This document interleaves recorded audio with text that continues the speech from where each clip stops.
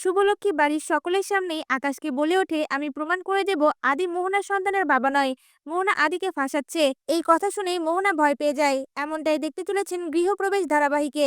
শুভলক্ষ্মী সারা রাত আদ্রিতকে খুঁজে না পেয়ে বাড়িতে ফিরে আদ্রিতের জন্য পাগলের মতন করতে থাকে আর অঝরেই কান্না করতে থাকে। তখনই আদ্রিত বিধ্বস্ত অবস্থায় বাড়িতে ঢুকে আর শুভ বলে ডেকে ওঠে। সাথে সাথে শুভ সহ বাড়ির সকলেই চমকে ওঠে আর আদ্রিতের দিকে তাকায়। এদিকে শুভলক্ষ্মী আদ্রিতের এমন বিধ্বস্ত অবস্থা দেখে তার কাছে ছুটে যায় আর বারবার বলতে থাকে, আদি তোমার কি হয়েছে? প্লিজ বলো কি হয়েছে? এমন অবস্থা হয়েছে কেন তোমার?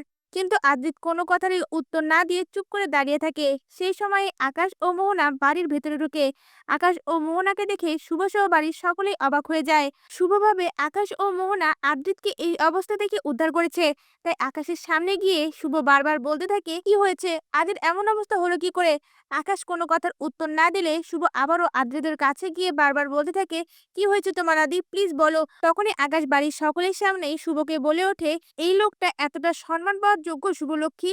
ধরুন হঠাৎ করে জানলেন এই মুহূর্তেই এই লোকটা আপনাকে ঠকাচ্ছে, তখন কি করবেন? এই কথা শুনে শুভ রেগে গিয়ে আকাশের চোখে চোখ রেখে বলতে থাকে, আমার আদি আমাকে কখনো ঠকাবে না। আকাশ তখন শুভলক্ষ্মীর কাছে গিয়ে বাড়ির সকলের সামনে আবারও বলতে থাকে, আদ্রিত রয় শুধু আপনার সন্তানের বাবা নয়, মোহনার সন্তানেরও বাবা। কথাটা শুনে শুভলক্ষ্মী সহ বাড়ির সকলে চমকে ওঠে। তখনই শুভলক্ষ্মী না বলে চিৎকার করে ওঠে আর বলে ওঠে, এটা হতে পারে না, আমার আদি এই কাজটা কখনোই করবে না। এরপর শুভ আদ্রিতের কাছে গিয়ে বলতে থাকে, আদি কি বলছে মিস্টার সেন? প্লিজ তুমি আমাকে সত্যিটা বলো, এটা মিথ্যা কথা তাই না? প্লিজ আদি চুপ করে থেকো না। আদ্রিত তখন বাড়ির সকলের সামনে শুভকে বলে ওঠে, আজ আমি এই কথাটাই তোমাকে বলতে চেয়েছিলাম। বিশ্বাস করো শুভ, আমি তোমাকে ঠকাতে চাইনি। এই কথাটা শুনে শুভর মনে হতে লাগে তার পায়ের নিচ থেকে মাটিটা সরে যাচ্ছে। সাথে সাথেই শুভ বসে পড়ে। তখন আদ্রিত শুভর পায়ের কাছে বসে তার কাছে বলতে থাকে, শুভ বিশ্বাস করো এই কথাটা আমি তোমার থেকে আড়াল করতে চাইনি।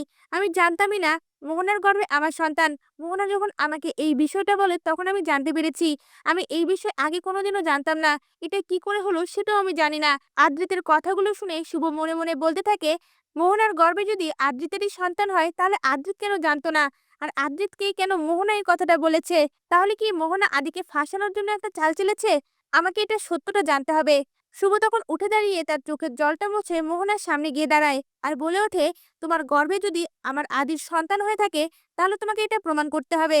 তুমি যদি প্রমাণ করতে পারো তাহলে আমি নিজে আদ্রিতের সাথে তোমার বিয়ে দেব। এই কথা শুনে মোহনা অবাক হয়ে যায়। কথাগুলো বলার পরে শুভ সেখান থেকে চলে যায় আর আদ্রিত শুভর মনের অবস্থা বুঝতে পেরে সাথে সাথেই তার কাছে ছুটে যায়।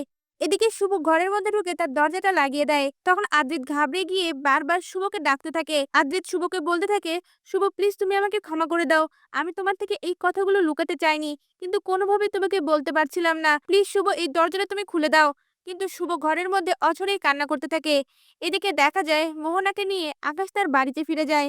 এমনটাই দেখতে চলেছেন গৃহপ্রবেশ ধারাবাহিকে।